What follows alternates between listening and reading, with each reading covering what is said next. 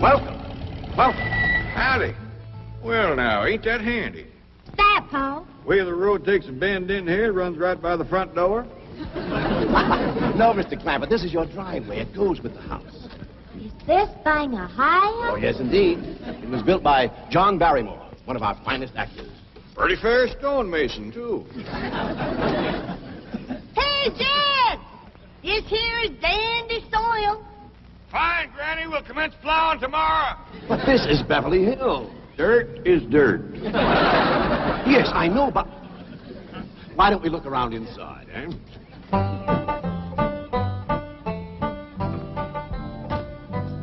Well, here we are.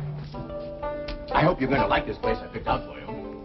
It may be a trifle larger than what you're used to, but I feel a man with $25 million in my bank should live in a manner that...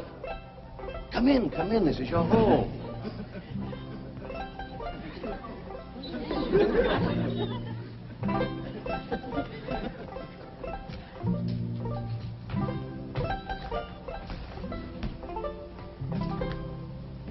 As I say, it may be a bit more than you're used to, but I'm sure you'll be comfortable. Now, my secretary will be over right away to help you with the hiring of servants or whatever problems you may have. She's a very efficient girl, Miss Hathaway. Jed? Jed? Jed? You and Jethro fetching my stove so I can get some victuals to cook in? You have a beautiful stove. Thank you. Fetch it in, Jed. You scare up some wood, Ellie. No, I mean you have a stove already installed in the kitchen. Where's that? I'll show you. Excuse us. Ellie, you go with Granny. She'll still need you to fetch some wood. Sure, Paul. Uncle Jed, guess what? There's a whole nother house up here. Guess we'll come down from there. Like as not that belongs to somebody else. Darn. This is your kitchen. Oh, and here's the stove. The last word in food preparation. And speaking of food, you'll find everything you could possibly want stored right in here. Eh? Huh? Well, I'll leave you ladies to your culinary delights. Au revoir. Bon appetit. Talks gibberish. You said a great deal of store in this here stove, Granny. Well, we'll see. Ellie, you run out and fetch some wood. I'll get a fire to going in here and we'll see. Jethro, I hope it's all right for you to be missing school. Oh, sure, Uncle Jed. They ain't straight in the 5th grade. You in 5th grade already? Starting this year. It don't seem like no time at all since I went with your ma to get you started in the 1st grade. You was 6 years old. No bigger than that. We drove clean over to Oxford so you could go to the same school your pa went to. You wouldn't know that town today, Uncle Jed. Oxford? Yes, sir. Well, that town has growed and growed and spread out and built up and just kept getting bigger and bigger. Where today, why, I bet you there must be at least 3 or 4 dozen people living there. A place like that's all right to visit, but I wouldn't want to live there. Do you have any assistance? No, thank you, Mr. Drysdale. We were just talking about Jethro here getting back to school. Oh, well, we have some excellent educational facilities out here, Mr. Clampett. Where do you go to school, Jethro? Oxford. Yeah, you see, Jethro's ma, that's my cousin Pearl. She married an Oxford man, so naturally Jethro, he goes to school there, too. I'm the champion crawdad eater. At Oxford? Jethro put away 3 buckets of crawdads. 4. And he's learned to cipher and everything. Cipher some for Mr. Drysdale. 1 and 1's 2. 2 and 2's 4. 4 and 4's 8. I have to take off my shoes to get any further than that. Never mind. I'm sure we're thinking of 2 different Oxfords. You see, there's one that's very, very famous and very old. That's where Jethro goes to school. Been there since pioneer days. That's how come it got its name. It's where the oxen used to ford the river. So folks took to calling it Oxen Ford, and later on got shortened to Oxford. Well, I'll be running. Oh, by the way, here are your keys. My secretary should be over very soon. Well, thank you very much, Mr. Drysdale, for everything you've been doing for us. Oh, it's my pleasure, Mr. Clampett. You see, I'm not only your banker, I'm your next-door neighbor.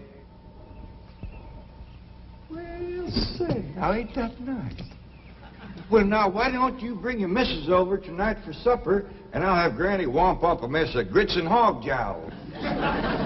Well, you see, right now my wife is in Boston. Well, that's too bad. When'll she be back? Not too soon, fortunately. I'll see you later. Well, thank you, Mr. Drysdale. So long. Uncle Jed, you reckon one of these days I can have me a little bitty old taste of Granny's moonshine? Now, Jethro, you know the family rule about Granny's moonshine?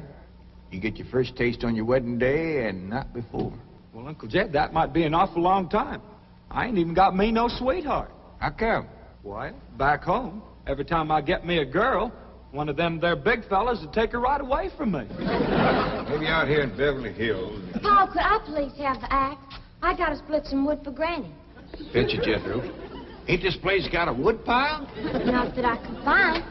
But I found a whole row of black old dead tree trunks, pretty near as high as this height. Is it kind of big for you to tackle? Well, shucks, no, Paul. They're only this big around, and all trimmed and topped and strung together with the black rope, so as no matter which one you cut, the others keep it from falling. Somebody had a right smart idea there. Just the same, I think I'd rather have Jethro do the cutting. Oh, Paul, let me. Ah, cutting trees and chopping logs ain't no work for a girl. I'm just as strong as Jethro. You ain't neither. I am so. You ain't neither. I am so, too. You want to wrestle? Darn too. Now, here. That ain't no fair fight. Somebody's gonna get hurt. Now, yeah, you see, you're getting too rough. Jethro. A person can get crippled from a hold like that. Get up from there. I can't, Uncle Jed. You turn him loose and get up from there before I take the strap to the boot. Now, here, you get out there and chop down one of them tree trunks and saw Granny some nice logs. Yes, sir, Uncle Jed. Could have whooped you if you hadn't tripped me. Hey, come back here and sit down. I want to talk to you. Whooped him fair and square, and I'll do it again. You won't. That's what I want to talk to you about. Ellie Mae, you're getting too big to wrestle with boys. I ain't as big as Jethro. Big that way, I mean, growed up. You're a young lady now. You gotta start minding your manners and fixing yourself up real nice and wearing dresses.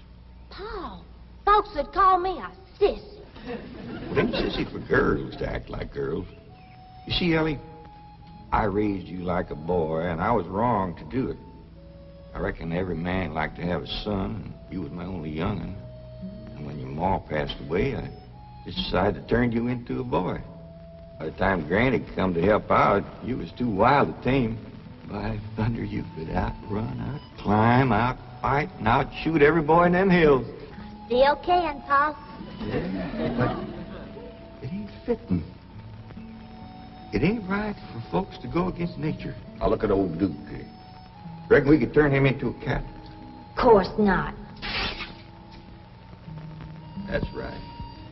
Because nature made him into a dog. It's the same way nature made you into a girl. Here lately, she's getting more and more positive about it. You mean my ears is grown? No, nothing like that. You're pretty. Oh, Paul. I know you don't like it when I say that, but you like it when the young fellas around here come in saying it, and they will.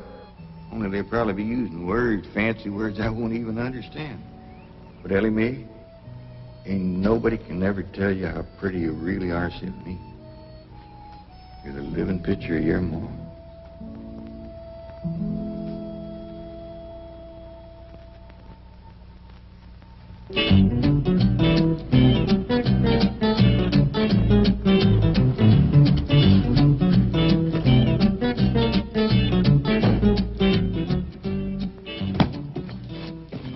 You still here? here? I thought you were going up to the Clampetts estate. I didn't think it prudent for us both to be absent simultaneously. In the event of crises... The only crises you have to worry about right now is keeping Mr. J.D. Clampett happy. Now get up there. Tell me, how did you like the flamingos?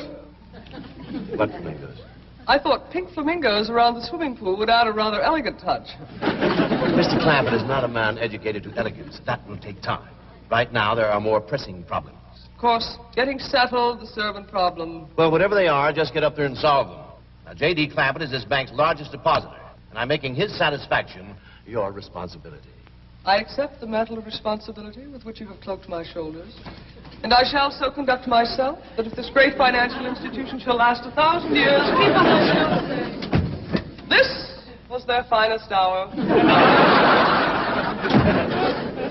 And he would, all right. Got a lot of pitch and tar in it. Ought to burn real good. Yeah. That flimsy grate holds up. Granny, this is top of that tree trunk. You want I should split it up too? No, just leave it outside. Yes, sir. This place ain't even got a wood box. Yeah, folks don't need much wood out here. Remember what Pearl says? It don't get cold. Yeah, I remember. It might not get cold in the day, but it sure freezes solid at night. How you know? I'll show you how I know. Every bit of food in this here storage bin is frozen harder than a rock. Yes. Look.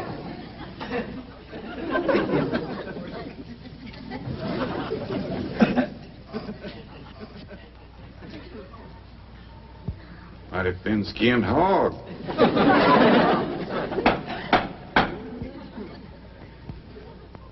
But I'll be doggone. Take me 2 days to thaw out that ham before I can ever cook it.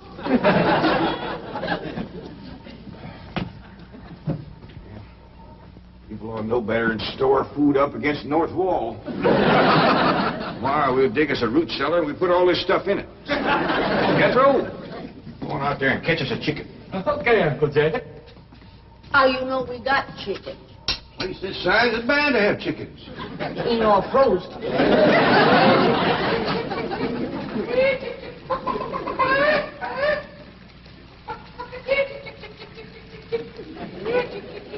Chick, chick, chick, chick, chick, chick, chick.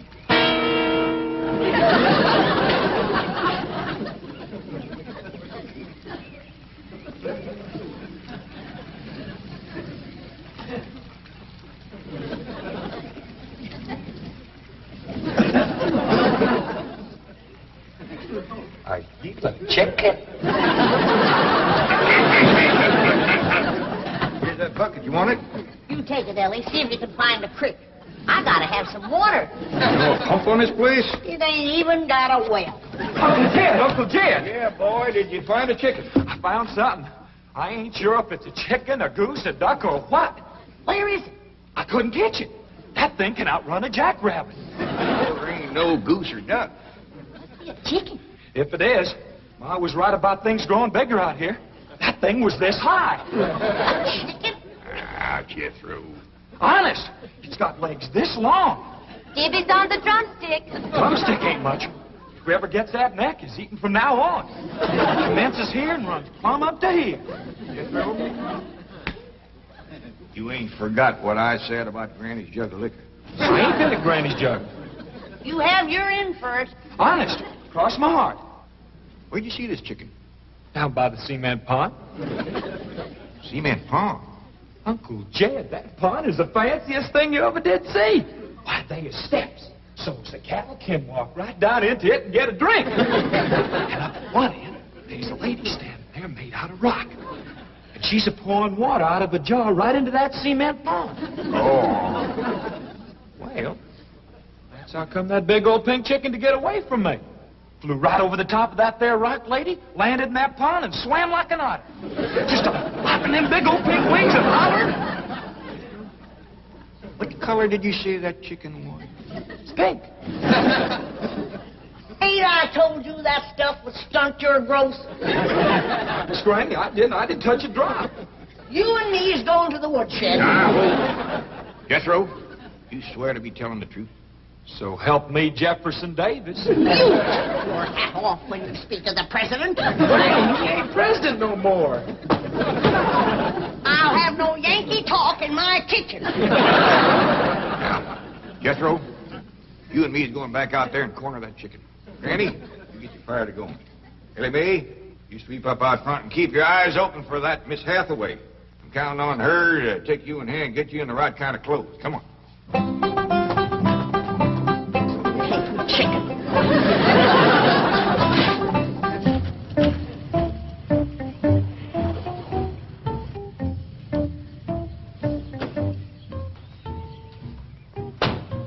You there, young man?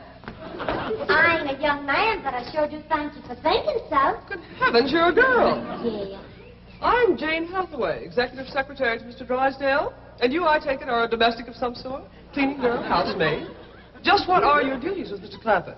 Well, he sent me out here to sweep up. But he said you'd take me in hand and get me in the right kind of clothes and everything. Indeed, I shall. We have a complete servant's wardrobe from chef to chauffeur. Come with me.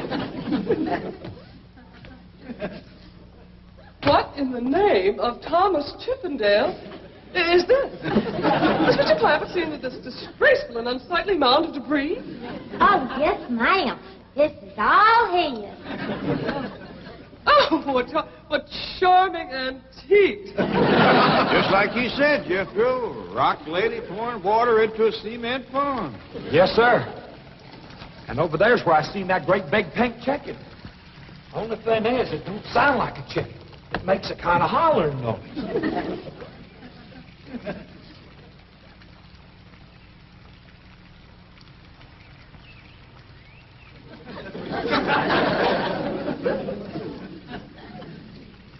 Reckon you'd make a hollering noise, too, if you was to lay an egg like that. Man, oh, man. That's what I call an egg. And you won't have to worry about food now. Wait till she cooks this.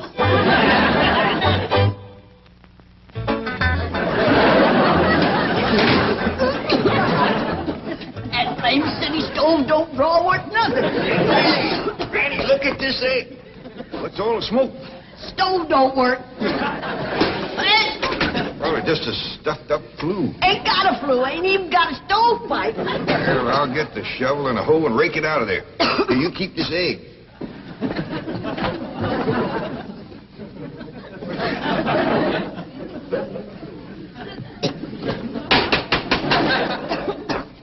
Just like everything else out here. Froze solid.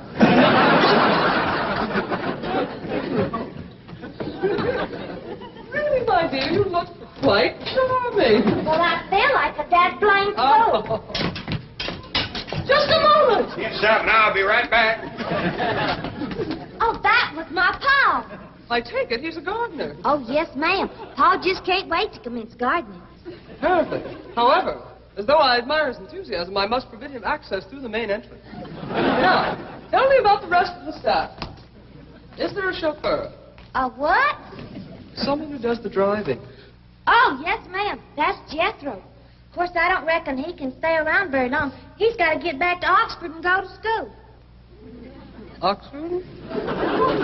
He attends Oxford University? Well, he just calls it school. Pa went to school there, too. Oh, yes. Old school time. Great pride, those Oxford men. Sorry I couldn't stop before. Granny was having trouble in the kitchen. Pa, do I have to wear this here stuff that Miss Hathaway... No, there can be no appeal from Mr. Clampett's orders. Thank you, ma'am. Glad to see you taking a firm hand. Ellie Mae, that's right pretty. Makes you look taller. She's got me walking on pegs. We'll run in and show Granny. And get rid of those old clothes, dear. Granny, I presume, is the cook. Yes, ma'am, but she ain't too happy about it right now. I shall deal with her directly. Now, let's see. Maid, gardener, cook, chauffeur. Oh, I understand Jethro is an Oxford man. You bet he is. I'm quite anxious to meet him. Don't blame you. Fine-looking young feller. Single, too. And he's on the lookout for a girl. I am only interested in the intellectual rapport which I would naturally have with an Oxford man. I presume you went to Eton as a boy. If I know Jethro, he went to Eton the minute he was born. Yes, of course. I suppose his father matriculated him. I kind of think maybe it was his ma. Oh, well, no matter. At any rate, He's an eating man. That he is. Matter of fact, Jethro won the eating championship. Oh, marvelous. What was he champion of? Eating. Yes, I know. But what was it? Cricket? Oh, no, it was crawdad. I don't think even Jethro would eat crickets. I was referring to the game of Jillian, Jillian, where's the axe? I bet you, Granny, you talk to Miss Hathaway. And just why does Cook need an axe? I've hit this with everything I could lay a hand to. I even whomped it with an iron skillet. You are supposed to hit it with a croquet mallet. All right, where is it? I don't think I'll tell you. There is a time for work and a time for play. Now then, what are we cooking for Mr. Clampett? Well, I don't know what you're cooking him, but if he wants any victuals from me, somebody better shoot a possum. Possum? You got a better idea? But of course, a nice big fluffy souffle. All right. You shoot it and you skin it. You don't even know what a souffle is. What kind of a cook are you? I'm a cook with a stove that don't draw, food that's froze solid, chickens that can't be caught, eggs that can't be broke, and a smart alecky city woman telling me my business. That's what kind of a cook I am. Mind your tongue, little woman. I can have your job. You sure can, and the sooner the better. Jethro's coming, and just wait till you see what he's got. Thank heaven. Now I can have an intelligent conversation. Look, Granny, I caught that big chicken. I hope it ain't as tough as its eggs. That is a flamingo. Oh, no, ma'am. That's my nephew, Jethro. Jethro, say hello to Miss Hathaway. Howdy, ma'am. That's the big dangest chicken you ever did see. You go to school at Oxford? Yes, ma'am. I'm in the 5th grade. Stop bragging and wring that chicken's neck. Ellie Mae! No, stop, you Barbelli. Don't harm one feather of that beautiful bird. I've taken just about as much as I'm going to take from you. Yeah, Granny. Ellie, you get the fire going under the big kettle outdoors. Young lady, where is your maid's uniform? I ain't going to work. Oh, yes, you are. No, I ain't. Oh, yes, you are, if I must subdue you forcefully. I wouldn't try Hey, that. no! No! Tried to tell you. I'll settle on her, Ellie. You get the fire to go. Now, here, Granny. Come on, let her up. Get off of her. You are discharged! All of you! That! Fired! I am the most incompetent, insubordinate, belligerent group of domestics it has ever been my misfortune. Hathaway! Ah, Chief! You're just in time to help me take disciplinary action. You're fired. I've already told them. Not them, you. These people are the Clampetts. Clampett? Yes, that's right. Now go back to the office and pick up your severance pay. You're through. Now, Mr. Drysdale, hold on a spell. I reckon there's been a kind of a misunderstanding. But this little lady's been a right big help to us. Why, she fit in just like one of the family. Matter of fact, her and me is going out hunting. Ain't that right, Miss Hathaway? Yes, indeed. Yeah. Jethro, you can take that pink chicken back out to the cement pond. We're going out and shoot us a nice big fluffy souffle.